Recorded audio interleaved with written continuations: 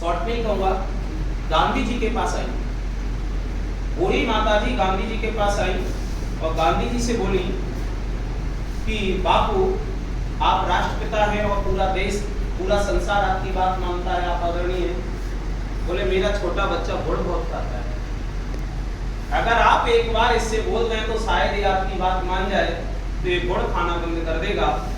क्यों? क्योंकि इसके कीड़े लग गए, 2-3 दांत में उखड़वा चुकी हूँ, उम्र क्या है।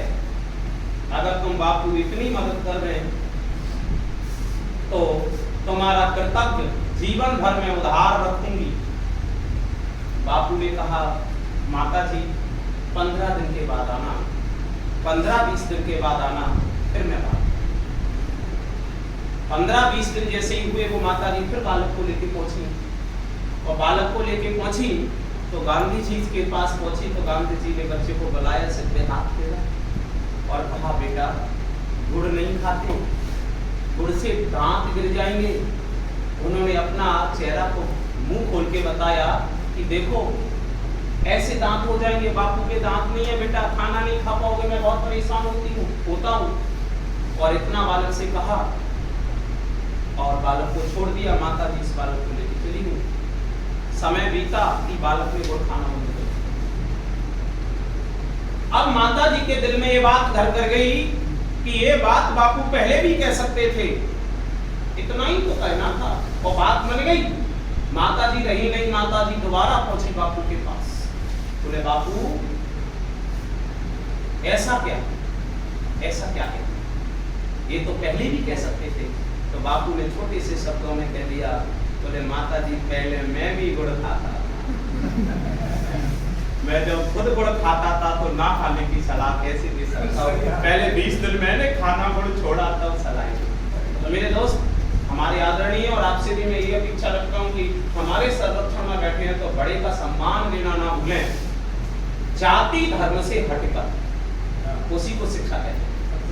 ठीक है मेरे दोस्तों, यहाँ जितनी भी बातें की, भरत सर ने बहुत सारी बातें हम लोगों से की, भरत सर ने बहुत सारे शब्दों को अपने साथ साझा किया और साथ ही साथ जो शुरुआत में बात कही थी ना वो मुझे बहुत अच्छी लगी, तो स्वामी विवेकानंद जी ने कही थी और भरत सर ने अपने शब्दों में डाल दिया, उनको जागो और लक्ष्य प्राप्ति तक रुको, जब तक लक्ष्य नहीं मिले तब तक रुकना नहीं। और यहाँ दूसरा ही परिणाम जैसे भरत सर ने शब्दों को दिया, उसी के साथ में दो परिणाम हमें और मिल गए। एक हमारे चाचा जी और दूसरे हमारे अवधेश भैया, जो दो बातों को हमेशा पूरा करते हैं। अब संसार की एक बात कही गई है, संसार में बात कही गई है कि व्यक्ति की जो स्वतंत्रता है ना वो 5 चीजें निर्धारित करती है: विचार, अभिव्यक्ति, विश्वास, धर्म और उपासना। विचार अभिव्यक्ति की स्वतंत्रता तो हमारे अवधेश भैया ने पूरी कर दी और धर्म उपासना की स्वतंत्रता जो है ना वो हमारे चाचा जी ने।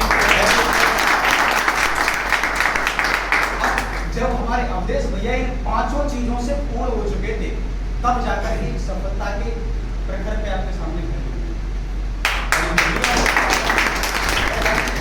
अब बहुत से तो ये है कि ये आकर के कहते हैं कि सर हमारे पास ये चीज नहीं है, वो चीज किस चीज की कमी है? आवश्यकता मतलब मन में सिर्फ विचार की कमी। अगर हमने विचार कर लिया कि सब कुछ है तो भैया सब कुछ है, कुछ नहीं रह सकता। एक राजस्थानी हिंदी की बहुत बढ़िया कहावत है, पंक्ति में बहुत बार कहता हूँ, बहुत से बच्चों ने सुनी भी होगी क्योंकि बहुत अच्छी लगती है मुझे, मेरे पिताजी ने सिखाई थी और मैं उसको बहुत बार सुनता भी हूँ, बोलता भी। कहा यह जाता है कि गिर को कर रहे कंथड़ा, हिरण कसो घी खाए, आग चढ़े और खून बके, घोड़ा सुबह हो जाए। तो हिम्मत कर, ओंकार भर, हिरण कौन सा घी खाता है लेकिन घोड़ों से आगे जाता है। तुम कोशिश तो करो। ये सम्मानित व्यक्ति खड़े हैं और एक छोटी सी गुजारिश हमेशा करूंगा कि कोई भी व्यक्ति आपके सामने मिले, जैसा सर ने कहा था, हमेशा सम्मान करते हैं, हमेशा सम्मान करते हैं, अपने घमंड और अपने एटीट्यूड को थोड़ा दबा करते हैं।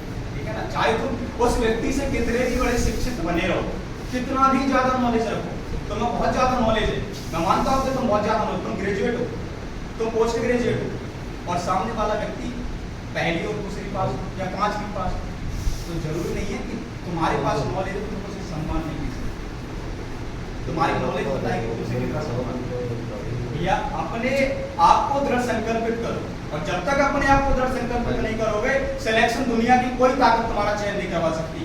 एक व्यक्ति ने और मुझसे कहा था कि दृढ़ संकल्प की आवश्यकता उतनी है ये मान के चलो कि अगर मैं ये कहूं कि इस दुनिया के सर्वश्रेष्ठ छात्र को निकाल करके, इस दुनिया के सर्वश्रेष्ठ छात्र को निकाल करके इस दुनिया के सर्वश्रेष्ठ शिक्षक से पढ़ाकर और सर्वश्रेष्ठ किताबों से पढ़ा करके भी अगर मैं ये कहूं कि उसको क्या दे दी जाए भैया, सम्मान की शिक्षा दे दी जाए, तो ये पॉसिबल नहीं है। क्यों?